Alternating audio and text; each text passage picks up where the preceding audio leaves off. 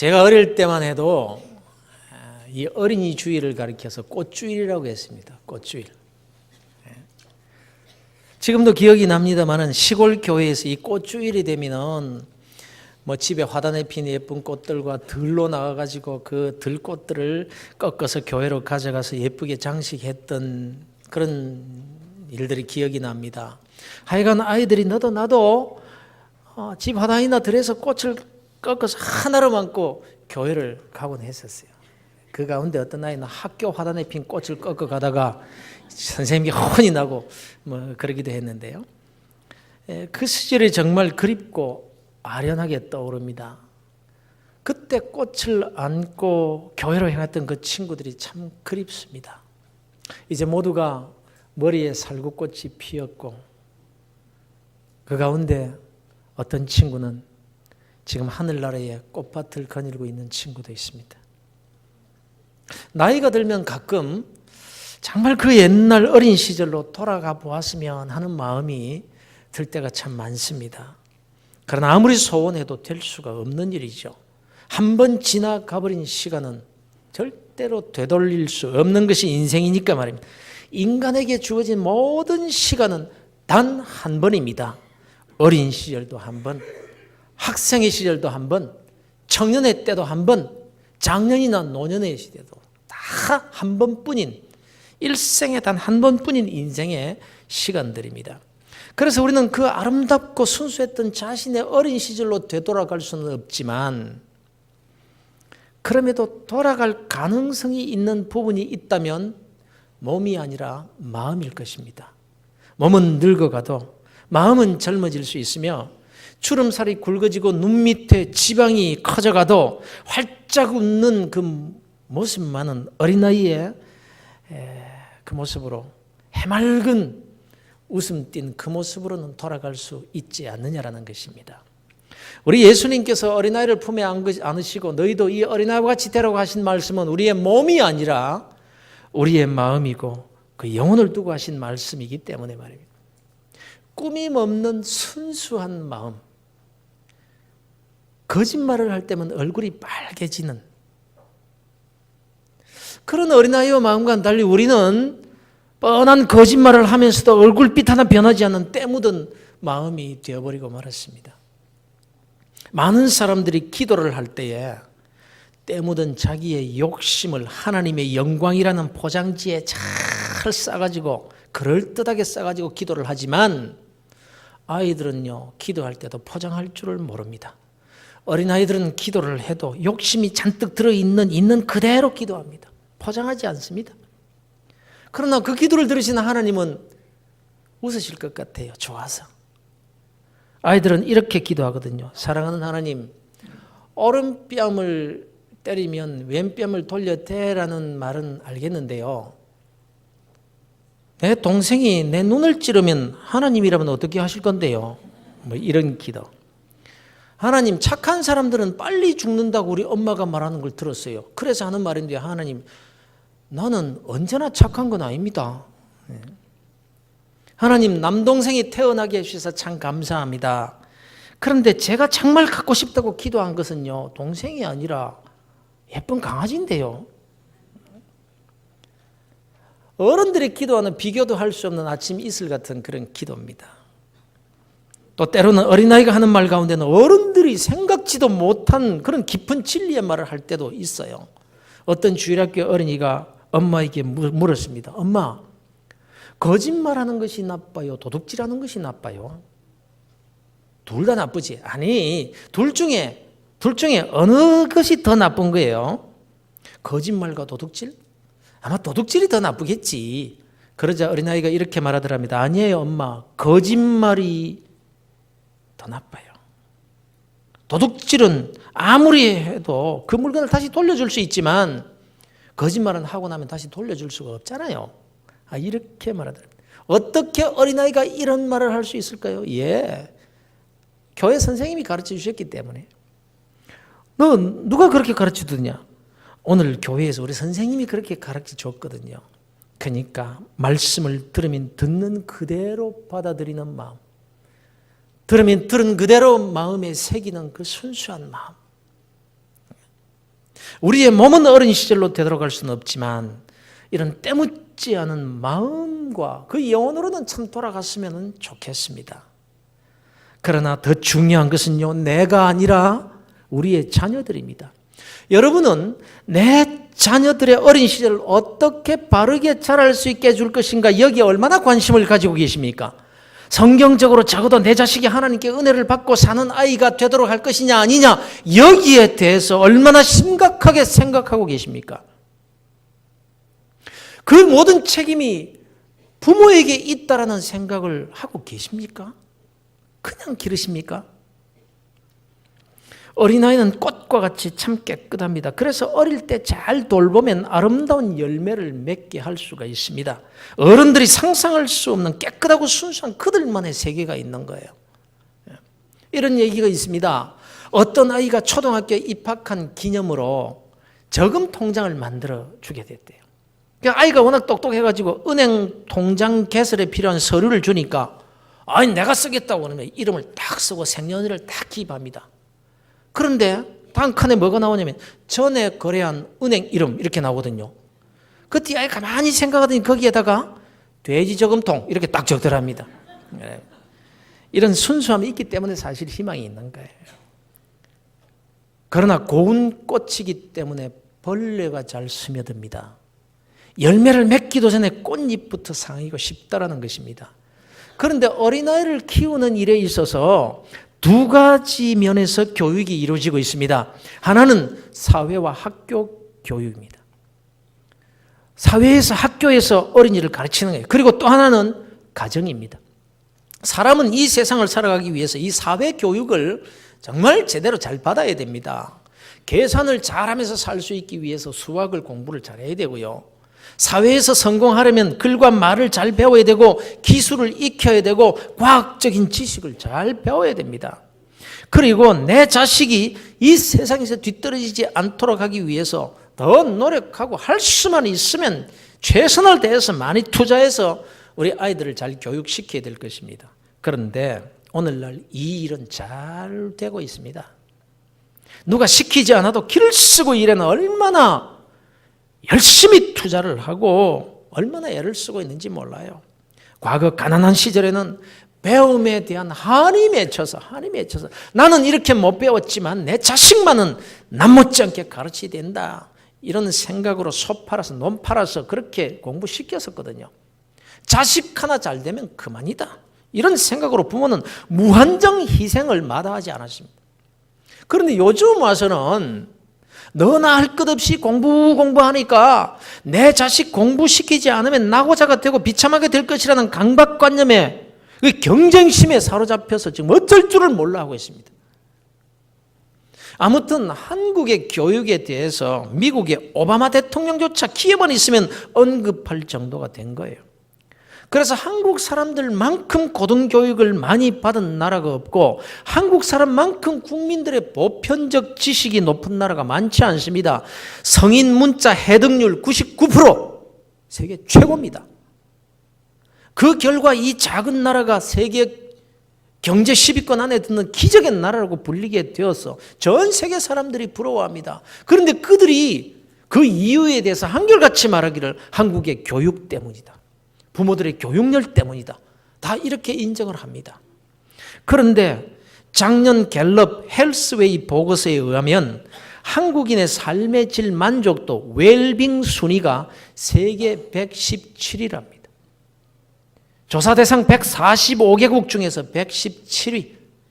기적의 나라, 교육의 나라, 경제 대국의 나라에 사는 사람들인데 왜 이렇게 삶의 질이 후진국 못 배운 사람들보다 더 못한 걸까요? 그렇다면 도대체 우리가 가장 투자를 많이 해서 부모가 모든 것을 다 바쳐서 시킨 이 자식 교육이라는 게 뭘 위해서, 누구를 위해서 시킨 거냐 이 말이에요. 다시 말씀드리면 좋은 열매 바라보고 꽃에 거름도 주고 벌레도 잡아주면서 집중 투자를 했다는 말이거든요. 그럼에도 불구하고 문제는 왜 오늘날 사람들이 좋은 열매를 맺지 못하느냐 이 점입니다. 분명히 열매를 맺기는 맺었는데 맛이 같습니다. 실컷 공부시켜놓고 우는 부모들이 대부분이라고 한다면 지나친 말일까요? 이런 얘기 들어보셨죠? 어떤 엄마가 정말로 기를 쓰고 아이를 공부시켰습니다. 그 결과 인류 대학을 졸업하고 인류 회사에 취직을 했습니다. 멋진 여자를 아내로 맞아 결혼도 했습니다. 얼마나 똑 부러지는 며느리가 들어왔는지 시어머니가 상대가 안 됩니다. 어머니 저 나갔다 올게요. 시장 좀 봐주세요. 어제는 물건을 잘못 샀는데 오늘은 똑바로 보고 사세요. 이러면 나갑니다. 그런데도 꼼짝도 못합니다. 자기 아들보다 더 똑똑하지요. 빈틈없지요. 자기 아들보다 돈도 더 많이 벌어오지요. 시어머니가 식모살이를 합니다. 그런데 이 시어머니 친구, 이 어머니 친구가 한 명이 있었는데 이 친구는 어려워서 자기 자식을 제대로 공부도 못 시켰다는 거예요. 그래도 그 친구도 이제 아들을 장가를 보냈습니다. 그런데 이 아들이 장가를 갔는데 저하고 비슷한 여자를 데리고 왔는데 이 며느리가 똑똑하지를 못해서 집 밖을 안 나갑니다. 돈도 벌어오지 못합니다. 그저 집에서 살림하는 것이 낙입니다. 그런데 이 며느리는 시어머니 손끝 하나 까딱도 못하게 합니다. 제가 할 거예요, 어머니. 어머니 쉬세요. 어머니 저 놀러 갔다 오세요. 여러분 어느 쪽이 더 나은 인생일 것 같습니까?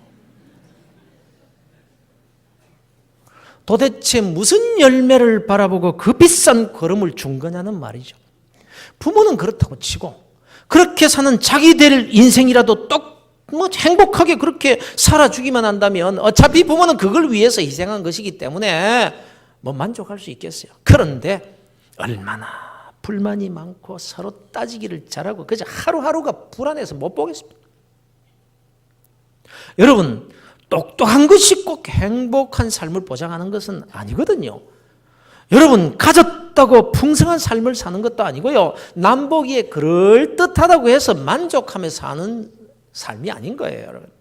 그렇다고 못 배우면 행복한 인생이 되는 겁니까? 그렇지 않습니다. 오히려 기왕이면 많이 배우고 잘 배우는 것이 좋습니다. 똑똑하면 안 되고 바보 같아야 되는 겁니까? 그런 법이 어디 있습니까? 사람이 기왕이면 똑똑해야 됩니다. 사람이 많이 가지면 안 되나요? 천만에요. 기왕이면 많이 가지는 것이 좋습니다. 성경을 보십시오. 약속된 축복의 대부분이 이런 육신적인 축복들로 가득합니다. 그런데 문제가 뭔가 하면 배우고도 못 배운 사람보다 더 못한 삶을 사는 것이 문제고 많이 가지고도 없는 사람보다 더 궁색하게 사는 것이 문제라는 거예요. 왜 그렇습니까? 지식을 위해서만 투자를 했습니다. 버는 것만 가르쳤습니다. 아껴서 모으는 것만 가르쳤습니다. 무슨 일이 있어도 남에게 지지 말라고만 가르쳤고 손해되는 일은 절대로 하지 말라고만 가르쳤습니다. 생존 경쟁에서 이기려면 도덕 윤리적인 삶이라는 것도 무시하도록 그렇게 가르친 거예요. 부모 자신이 앞장서서 그런 삶의 모범을 보이면서 말입니다. 그러면서도 막상 더 중요한 것을 놓친 것이 문제인데 그것이 문제인지도 모르니 그 심각성은 더더군다나 모를 것이고 그 결과 내 자식을 위해서 평생을 다 바쳐 헌신했음에도 불구하고 내 자식의 인생을 불행한 인생으로 만들어버린 장 본인이 부모 자신이라는 사실을 까마득하게 모르고 있다는 게 문제인 거예요. 그리고는 내가 너 하나 바라보고 살았는데 어떻게 내 놈이 그럴 수 있느냐고 땅을 칩니다. 자기가 자기 자식 그렇게 만들어 놓은 줄도 모르고 말입니다. 사랑하는 성도 여러분, 어린이 주일을 맞아서 이 부분에 대해서 좀 더 진지하게 살펴보기를 원합니다. 어릴 때 너무나 중요한 것이 뭔가 하면요. 그 무엇보다도 방향성 제시입니다. 오리엔티어링이 중요합니다. 여러분 잘 뛴다고 되는 겁니까? 달리기의 선수가 빨리 달리는 것보다 더 중요한 것은요. 꼬린 지점을 향해서 달려가는 거예요. 아이고 그런 뻔한 상식적인 얘기를 하느냐고요? 그런데 항상 이 가장 기본적인 상식이 무시되기 때문에 문제가 되고 있다는 거예요. 아무리 빨리 달려도 엉뚱한 곳을 향해 달리면 상급은 없습니다. 빠르다는 말은 듣죠. 사실 또 빨리 달리는데 항상 인생이 피곤하기만 합니다.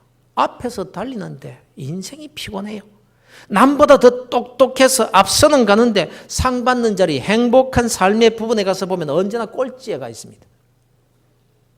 오늘날 많은 사람들이 많이 배워서 똑똑합니다. 아주 똑 부러지는 소리가 납니다. 그리고 배우고 가진 그 실력으로 아주 야무지게 삽니다. 그런데 방향성이 바로 잡혀 있지가 않은 거예요. 그 배운 지식으로 엉뚱한 짓들을 하며 삽니다. 그렇게 열심히 가르쳐 놓았더니 정말 배운 대로 하더라는 거예요. 손해보는 짓은 절대로 안 합니다. 그래서 부모가 내게 손해가 된다고 생각을 딱 하면 안 봅니다. 부모도. 돈 때문에 형제도 원수로 삼고 삽니다. 여러분, 어릴 때 이 방향성이 어떤 방향으로든지 잡혀버리면요, 고치기가 힘들다는 점을 기억하시길 바랍니다. 설사 나중에 고친다고 할지라도 이미 엉뚱한 방향으로 한참 달려가버린 그 인생은 낭비되어 없어져 버린 것이고, 그 과정에서 입은 인생의 상처와 교훈은 보상할 길이 없다는 점을 여러분 꼭 기억하셔야 됩니다. 그래서 어릴 때 자녀의 교육에 있어서 그 어떤 것보다도 더 중요한 것은 이 방향성 설정입니다. 지식의 정도가 얼마든지 간에 그 가진 것이 얼마가 되든지 그 가진 지식과 소유를 가지고 어떻게 살아야 하는지에 대한 방향성이 바로 되어야 그 지식과 소유를 가지고 누리면서 살 수 있는 인생이 되는 거예요. 성도 여러분, 세상 사람들이야 그렇다고 할지라도 우리 그리스도인들은 어떻습니까? 여러분들은 어떻습니까? 우리들의 모습을 한번 살펴보세요. 사실 어릴 때 형성되어진 그 잘못된 방향성 잘 고쳐집니까? 내가 안 그래야지 알면서도 잘 고쳐지지 않습니다. 이제 와서 내가 믿음을 얻었고 말씀에 순종해서 살아야 한다는 것을 깨닫게 되었지만 순종의 자리로 나아가는 것이 왜 그렇게 어렵습니까? 다 알게 되었는데도 불구하고 어릴 때의 교육으로 형성되어 버린 그 잘못된 방향성 때문입니다. 그런데 말입니다, 이 방향성을 누가 어디에서 잡아줘야 하느냐, 이 점이죠. 물론 학교에서도 가르칠 수 있죠. 그러나 현실적으로 너무나 어렵다는 것을 우리가 잘 알고 있지 않습니까? 학교에서는 지식은 가르칠 수 있으나 그 지식을 가지고 어떻게 살아야 하느냐, 이 방향성 제시 교육은 할 수가 없는 형편입니다. 요즘 학교에서 만일 그런 교육을 하면 선생님이 징계 먹습니다.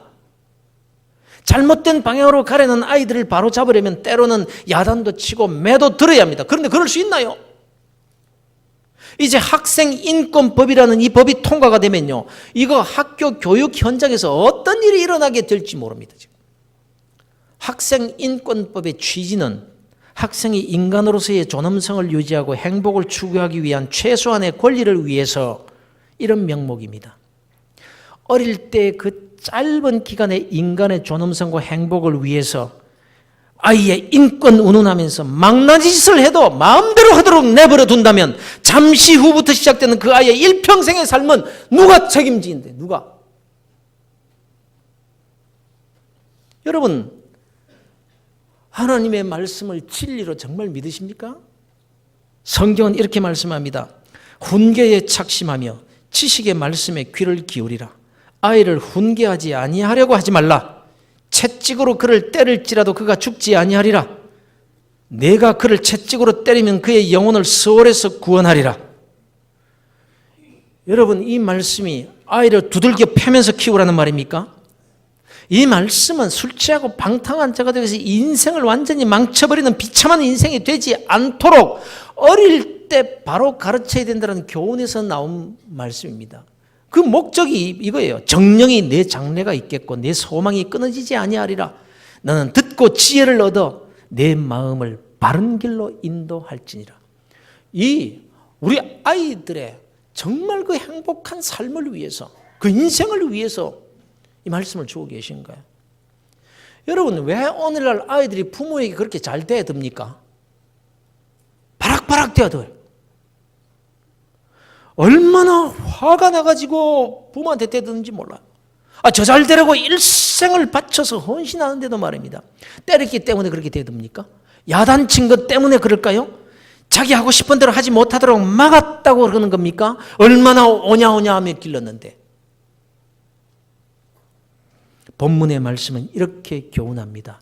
너희 자녀를 노엽게 하지 말고 너희들에게 대어들게 하지 말고 오직 주의 교훈과 훈계로 양육하라. 원인은 이겁니다. 하나님의 말씀으로 교훈하고 훈계하지 않고 부모 자기 욕심 따라서 야단치며 가르쳤기 때문입니다. 정말 내 자식을 위해서 너 잘 되라고 이러면서 가르치는데 하나님의 뜻과는 다른 자기 욕심으로 가르치려 하기 때문에 자식들의 영혼이 분노하고 있다는 거예요. 그 영혼이 빗나가고 있다는 거예요. 그것 때문에. 그런데 이제 선생님의 사랑의 회초리도 없어져 버렸습니다. 스승의 그림자도 밟지 않는다라는 말은 이미 폐기된 지 오래입니다.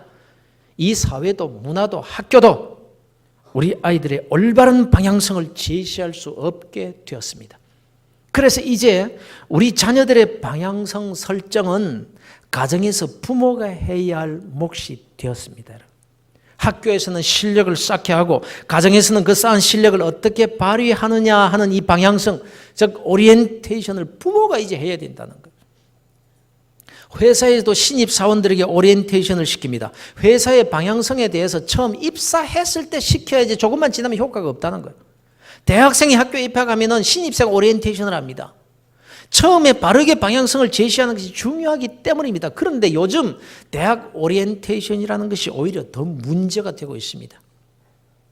대학 생활을 아름답게 하고 보람있게 하려면 이렇게 하라는 그런 오리엔티어링이 아니라 이제 고등학교를 갓 졸업한 순진한 아이에게 술을 먹이고 옷을 벗기고 온갖 추태를 부리게 하는, 그렇게 하고도 심지어 목숨을 잃게까지 하는 그런 일들이 지금 비일비재하게 일어나고 있습니다. 그것도 소위 인류대학이라는 곳에서 그 짓들을 하고 있습니다.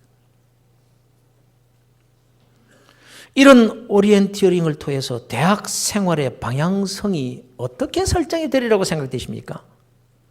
그렇다고 대학에 안 보낼 수도 없잖아요. 그래서 여러분, 어쩔 수 없이 내 자식 스스로가 그런 잘못된 방향성 제시에 영향을 받지 않고 내 자식 스스로 바른 방향으로 나아갈 수 있도록 만드는 길밖에 없는 실정이에요. 미리미리 대학에 들어가기 전부터 말입니다. 그래서 어릴 때의 부모 교육이 너무너무 중요한 것입니다. 그렇습니다. 모든 교육에 앞서 더 중요한 것은 인생의 오리엔티어링은 어릴 때 시켜야 된다. 이 점입니다. 조금만 커보십시오. 부모 말 안 듣는 날이 속히 옵니다. 매를 드는 것도 때가 있는 법입니다. 조금만 자라면 매는 소용이 없어집니다. 그런데 매를 들 시기에는 아이고 귀여운 내 자식 하면서 잘못하는 것을 두고도 오냐 하다가 이제 좀 자란 후에 아이쿠 이대로 두면 안 되겠다. 야 이놈아 그러면 안 돼 이러면서 매를 들면 엄마 아빠나 잘하세요. 시기가 지났으면 때리면 안 돼요. 때리면 때릴수록 반항합니다. 힘도 더 센데요. 어릴 때의 인생의 오리엔테이션, 이건 너무너무 중요한 거예요. 여러분 모세를 아시죠? 이스라엘의 위대한 영도자, 위대한 지도자 모세 말입니다. 그가 어떻게 교육을 받았습니까? 그야말로 사회교육을 잘 받은 사람이었습니다. 애굽의 최첨단 문화를 배웠고 그 당시 세계 최고를 자랑하던 애굽에 기하학에 통달했고 왕자로서의 기품도 배웠고 최고의 학문을 두루 갖춘 사람이 바로 모세였습니다. 그런데 그가 만일 어릴 때의 이 오리엔티어링이 제대로 안 되었더라면 어떻게 됐을까요? 그가 정말 하나님께 쓰임받는 그 위대한 모세가 될 수 있었을까요? 모세는 태어났을 때 벌써 죽은 목숨이었습니다. 그런데 하나님의 은혜로 모세가 공주의 아들로 입양이 되었을 때 그 모세의 친어머니가 모세의 유모가 됩니다. 그리고는 젖될 때까지, 보통 당시 젖될 때까지 유모가 길렀던 기간은 5년에서 약 7년이라고 합니다. 모세의 어머니가 모세를 여기까지 길렀던 거예요. 근데 말입니다. 모세의 어머니가 모세를 오리엔티어링 했던 이 짧은 기간이 모세의 일생의 방향을 결정지어버리더라는 것입니다. 모세가 40세까지 궁중에서 있었으니까 33년 이상을 애굽의 교육을 받으면서 자랐습니다. 그런데 어릴 때 그 짧은 어머니의 오리엔테이션 기간이 모세의 일생을 좌우하게 됩니다. 너는 유대인이다. 너는 하나님의 택한 백성이다. 너는 이스라엘을 위해서 살 자다. 이 방향성이 그때 잡혔던 것입니다. 이 방향성이 바로 잡히니까 배운 것이 유익입니다. 잘 배웠습니다. 지도자의 자격을 갖춘 것이 복입니다. 마땅히 행할 길을 아이에게 가르치라. 그러면 늙어도 그것을 떠나지 아니하리라. 중요한 거예요. 여러분, 그렇습니다. 인생에게 가장 중요한 것은요, 방향성입니다. 방향성. 여러분의 자식을 세상의 학문을 가르칠 때 잘 가르치십시오. 할 수 있는 대로 최선을 다하십시오. 그러나 방향성 제시하는 일에 더 신경을 쓰시는 지혜로운 그리스도인들이 되시기를 바랍니다. 너희 자녀를 노엽게 하지 말고, 너희 자녀가 바락바락 부모에게 대들게 하지 말고, 오직 주의 교훈과 훈계로 양육하라. 내 욕심대로 가르치지 말라. 사랑하는 성도 여러분, 우리의 자녀들에게 중요한 이 성경적인 인생의 방향성 설정을 위해 기도하고 힘쓰시되, 특별히 우리 교회의 주일학교와 가르치는 선생님들을 소중하게 여기시고 신앙 고백적인 관점에서 격려해 주시고 협력해 주시길 바랍니다. 그래서 우리 교회에서 자라는 아이들과 성도 여러분들의 자녀들의 한평생 하나님의 은혜에 감사하면서 평생 축복의 잔을 들고 하나님께서 맡겨주신 사명 잘 감당하는 그런 아브라함의 후사들이 다 되도록, 그렇게 여러분의 자녀들을 잘 가르치는 복된 그리스도인들 되시길 우리 주 예수 그리스도 이름으로 축원합니다.